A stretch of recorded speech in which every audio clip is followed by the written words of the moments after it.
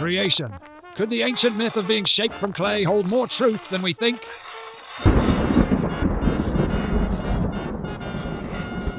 Every culture has this one muddy story that we were shaped from clay.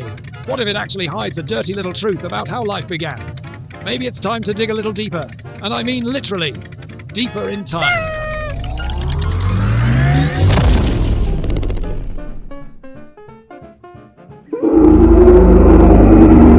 The poor Earth. Once upon a time, it was completely lifeless, just floating alone in space. No plants, no parties, but its loneliness was never anyone else's fault. Back then, Earth's atmosphere was, let's just say, not exactly friendly. Welcome to the first cooking show in history. Today we make primordial soup. A little bit of methane, ammonia, hydrogen, water vapor, and little lightning for flavor. For thousands of years, volcanoes kept throwing ash and particles into the ocean. Like, let's just mix stuff and see what happens. Out of all that ash and seawater formed montmorillonite, a layered clay, each sheet ready to catch and hold small molecules. Montmorillonite wasn't just any clay, it was nature's first lab. Between its layers, tiny molecules got trapped, squeezed closer, and started reacting. And then came the magic part, polymerization. Those simple nucleotides began linking together, forming the first RNA chains. But over time, the workload became too much. It passed the catalytic duties to proteins and the information storage to a more stable molecule, DNA. The year is 1952. The question shaking modern science echoes across laboratories worldwide. If there was once no life on Earth, how did life's first building blocks form? Stanley Miller and his mentor, Harold Yuri, decided to answer it the hard way by recreating a miniature version of early Earth itself. Their setup was elegant in its simplicity. A 5-litre glass flask represented the atmosphere, connected by glass tubes to a smaller 500-millilitre flask half filled with water, the ocean. The ocean was gently boiled. Water vapor rose and mixed with gases in the upper chamber. Into this closed world, they pumped methane, CH4, ammonia, NH3, and hydrogen, H2, in a 2:2:1 ratio. A pair of electrodes on top crackled continuously, mimicking the lightning that once split the skies of the primordial Earth. Inside, water vapor circulated like clouds, condensed and dripped back, a self-contained cycle of heat, vapor, and storm. The lab had become a tiny planet, alive with sparks. For a full week, the system ran, unbroken. The once clear mixture darkened, amber, then reddish-brown, the color of new chemistry taking form. When Miller analyzed the liquid, the surprise was breathtaking. A measurable portion of the carbon had transformed into organic compounds. Among them were amino acids, the letters of proteins, the basic alphabet of life.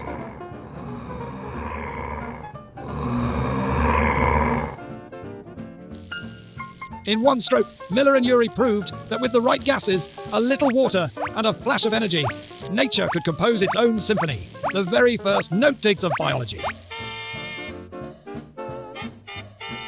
The search for life beyond Earth is grounded not in fantasy, but in chemistry's consistency.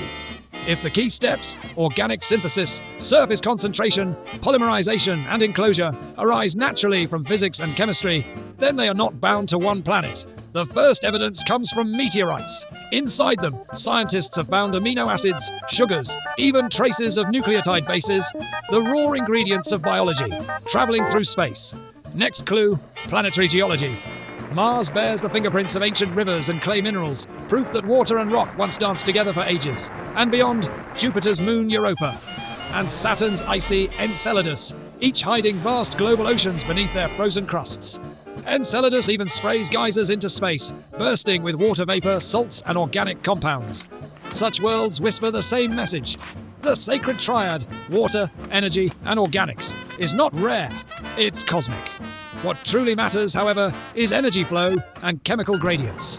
On early Earth, lightning and ultraviolet light powered surface reactions. Deep below, hydrothermal vents kept the rhythm alive with heat and minerals.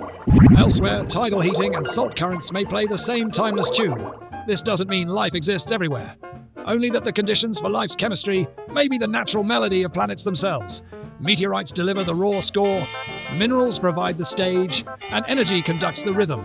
When all three align, the music of chemistry begins to play. Perhaps the answer isn't confined to one blue dot at all, but whispered across many worlds, wherever fire, water, and stone come together to let matter sing. The year was 1969. While the world was busy landing on the moon, Australia got a special delivery from space and crash-landed near a tiny town called Murchison. But hold on, this wasn't just any rock. No, this was Amazon Prime for amino acids. When scientists cracked it open, they didn't find gold or iron, they found chemistry, straight out of a cosmic recipe book. The Murchison meteorite belongs to a rare class of carbonaceous chondrites.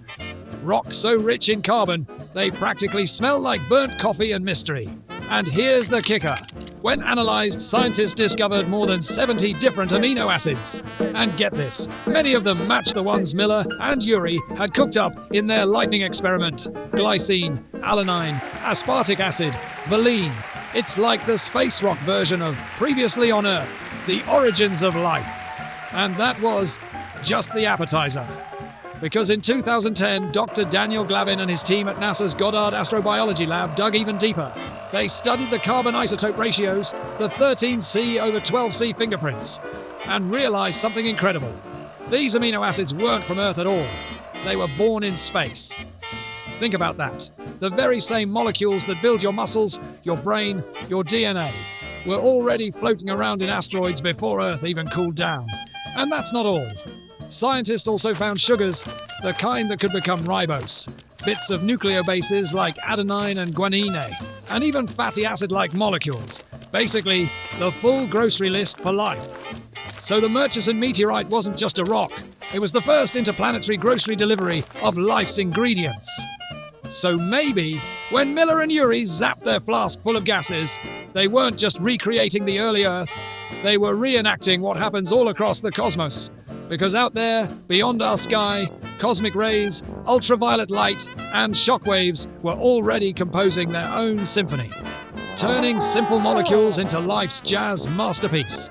So next time someone says life on Earth started from nothing, just smile and say, well, maybe it was express shipped from space, with free amino acids included. From the fiery breath of volcanoes to the quiet depths of ancient oceans, life's story was written not by chance, but by chemistry's endless rhythm. Every spark of lightning, every swirling cloud, every tiny grain of clay played a note in the grand symphony of creation. Long before modern science existed, humans were already curious about themselves, basically trying to figure out life while getting a little clay on their hands. In Sumerian and Mesopotamian mythology, gods like Enki and Ninhursag shaped humans from mud or clay. Talk about an ancient DIY project. In Egyptian mythology, Khnum molded humans from clay by the Nile River, basically the first pottery lesson gone wild.